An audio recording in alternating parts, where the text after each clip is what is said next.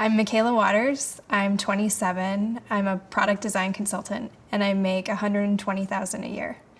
As a product design consultant, I am hired by companies who are interested in enhancing their design experience for their consumers.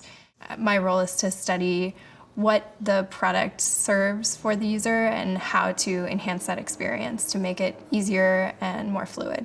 As a product design consultant, you need to be able to do web design, mobile design, industrial design, and graphic design. And a lot of those require some user research. So going out and talking to consumers about their experience or their workflows, and then integrating their answers into your designs. As a graphic designer, you'll do things like create the user interface. So actually designing what someone sees on a product. Web design is more, it envelops a little bit of marketing, being able to put different marketing messages onto a website and understand how someone wants to learn about a product. You need to be able to design a website to answer all of their questions, so that way they actually want to purchase the product and they understand what they're purchasing. When you do mobile design, you have to think about quick questions that people are asking and how they want to digest information really easily in small pieces because they're looking at their mobile phone. So it's a lot smaller screen. You need to be able to condense information and even come up with icons or images that they're going to see to answer questions, and then be able to design things like menus, different pages, and where information goes inside of a website or an app. Industrial design is usually physical product design. I don't do too much of that, but it's really cool. It's like everything that you interact with, usually an industrial designer has had their hands on in the physical world. It requires some engineering thinking, some material design understanding, so you need to know quite a bit to be an industrial designer. One of the projects I'm currently consulting on is Kuvee. It's a smart wine bottle company. They help consumers find wines that they love and allow them to drink wine by the glass.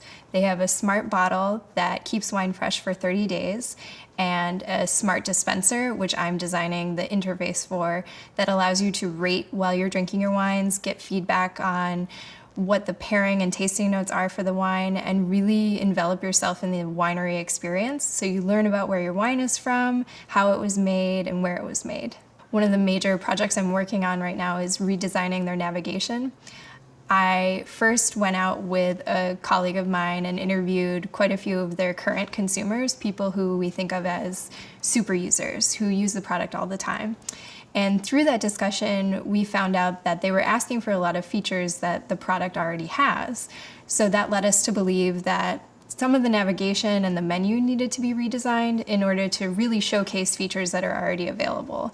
So a big part of being a product designer is not necessarily coming up with new ideas, but also ensuring that people know how to access existing ideas. Kuvee is my first luxury product as a product designer, which means that the entire experience has to feel really personalized and upscale. The consumer needs to feel that when they go to the website, or either on their phone or on their computer, and then when they purchase the product, to getting the product, unboxing the product, trying it for the first time, trying the wine for the first time, that entire experience needs to feel cohesive, really clean, really seamless, really effortless, so they continue to use the product and then continue to enjoy the wines. So as a product designer, you're responsible for making sure that all of the interfaces line up, all of the graphics line up, everything looks and feels really rich, but also the same. My salary is $120,000 a year. I charge hourly, so I can make a range of salaries annually. Comparatively to others in my field, I would say that I'm in the middle in terms of what I charge. I think you can always go up when you consult on your hourly rates. It just depends on if there are clients available to pay that.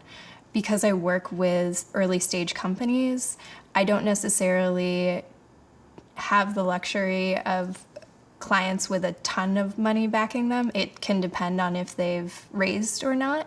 So it's really up to you when you're consulting who you want to work with. If you're excited about the product and they might not have as much money, it's kind of your own choice whether or not you're deciding to take a cut for a really interesting portfolio piece that could end up providing you with a full-time position at the company. If you're going to take a full-time position, you may end up taking a pay cut for some security versus actually having a little bit more income at the moment, but not really the security of knowing if the job is going to continue if you're doing consulting versus a full-time position at a company. As a product design consultant, you need a mixture of both hard and soft skills. Soft skills being good communication skills, good time management, the ability to budget, to communicate with clients about if a project is going to be on time or if your deadlines are slipping and why. In terms of hard skills, you need to be able to use design programs on your computer to produce mock-ups for your clients. It also helps if you can understand a little bit of code just so that you understand the limitations of the work that you're doing. And then you can also speak with the engineering team, which a lot of clients appreciate. One of the harder parts is just ensuring that you're able to communicate through drawing or through other channels than just verbally. It takes a while to be able to turn an idea into something on paper as a skill. That's definitely something I learned in architecture school. So moving from an idea into different iterations, sketching it out, trying it in different versions, building different models of it, and deciding which one's the best. Usually with clients, you present multiple versions, so that way they have things to choose from as opposed to just a single solution. What's tough about my job is that it's sometimes unpredictable, especially as a consultant and working with early stage companies. You can't really rely on everything working out next week, next month, next year. So you have to be good at planning for the future and making sure that you're saving money just in case the worst case scenario ends up happening. You also want to make sure that you're not pinning all of that responsibility on yourself, because in an early stage company, it's very personal. You're working so hard, your heart gets put behind all of your work. And so if things don't turn out exactly how you hoped, it feels personal. It feels like you've failed, but it's not just you. What I love most about my job is that I get to take a deep dive into lots of different topics and different markets. So one day you can be learning all about education, one day you could be learning about healthcare and healthcare policy, and then one day you could be learning about wine. I think it's really interesting to get to know a lot of information really quickly from experts and then try to endorse all of that information into a product for consumers to learn as well, and to feel like that knowledge is coming across in the design of the product.